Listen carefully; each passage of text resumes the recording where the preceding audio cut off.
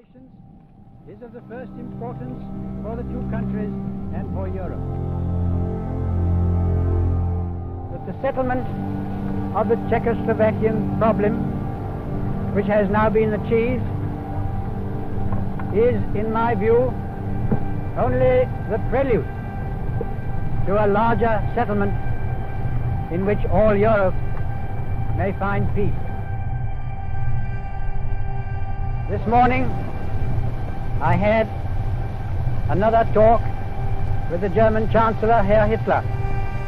And here is the paper which bears his name upon it as well as mine.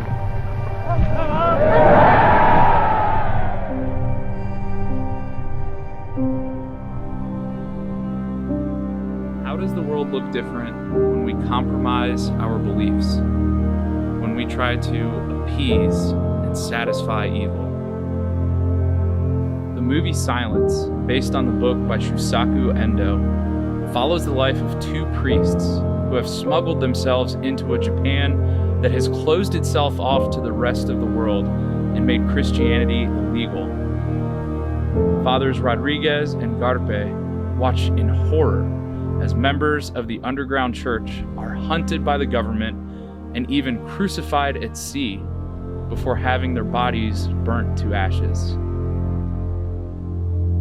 The movie culminates, though, in its most memorable scene, where Father Rodriguez is eventually captured by the samurai and told that 5 other captured Christians who have already apostatized will continue to be tortured unless he renounces his faith and steps on an image of Christ. The decision eats away at Father Rodriguez until finally he speaks with a former priest who apostatized years earlier and convinces him that it's his fault that these Christians are continuing to suffer, and all he has to do is step on a tiny image of Jesus in order to save them. Because you were just like me. You see Jesus in Gethsemane and believe your trial is the same as his. Those 5 in the pit are suffering too, just like Jesus, but they don't have your pride.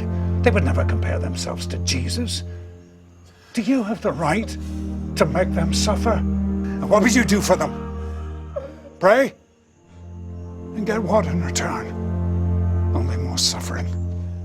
A suffering only you can end, not God. Go away from me. I pray too, Rodriguez. It doesn't help.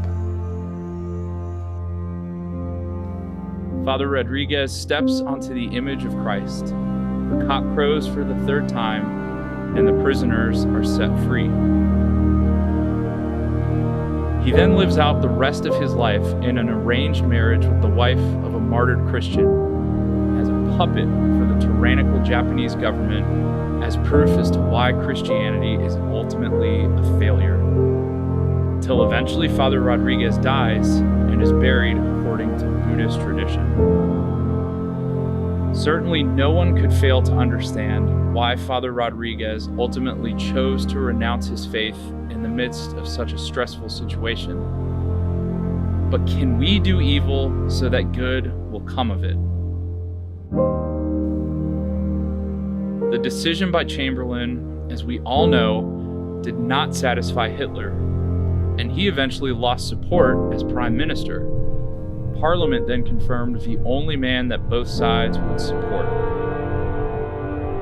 Winston Churchill. The war, however, did not stop for an election, and Germany continued to advance through Western Europe until eventually they'd pushed the entire British army back to the beaches of Dunkirk, where they faced complete annihilation. Fear began to creep into the hearts of the British people, who for the first time had to face the idea of Nazi soldiers invading mainland Britain. Up to this point, Churchill had been unwilling to negotiate with Germany, but now he realized that Britain might soon have to choose to sign a treaty or face the invasion of their home.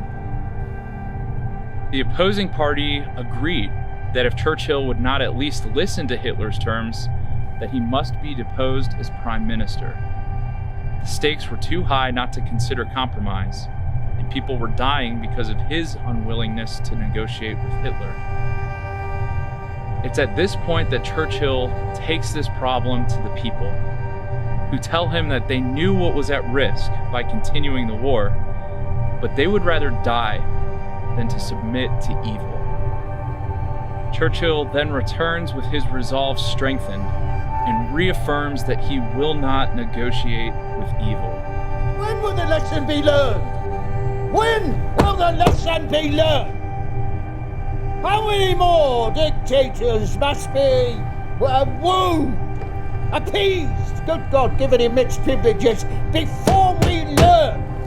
You cannot reason with a tiger when your head is in its mouth! He then orders Operation Dynamo, the all-out evacuation of Allied forces from the beaches of Dunkirk, and saves Europe from total annihilation. We shall fight in France. We shall fight on the seas and oceans. We shall fight with growing confidence and growing strength in the air. We shall defend our island, whatever the cost may be. We shall fight on the beaches. We shall fight on the landing grounds. We shall fight in the fields and in the streets. We shall fight in the hills. We shall never surrender. The temptation is to think that if Father Rodriguez does not step on that image and deny Christ, that he's sentencing those people to death, and that if Neville Chamberlain does not sign the Munich Pact, that he's sentencing Europe to war. But the truth is, it was the torturers who decided the fate of those prisoners, and it was the Nazis who decided whether or not to go to war. Father Rodriguez and Chamberlain may have intended to do good, but they chose to do evil. We don't damn them for it, but neither do we praise their actions. We can only be held responsible for the consequences that we actually will. Everything else is beyond our vision and control. And if we're not careful, we may delude ourselves into thinking that we're alone in our struggle against evil, when in reality, there are examples of heroic virtue all around us. I would say to the House, as I said to those who have joined the government, I have nothing to offer but blood, toil, tears, and sweat. We have before us an ordeal of the most grievous kind. We have before us many, many long months of struggle and of suffering. You ask, what is our aim? I can answer in one word: victory. Victory at all costs. Victory in spite of all terror. Victory however long and hard the road may be.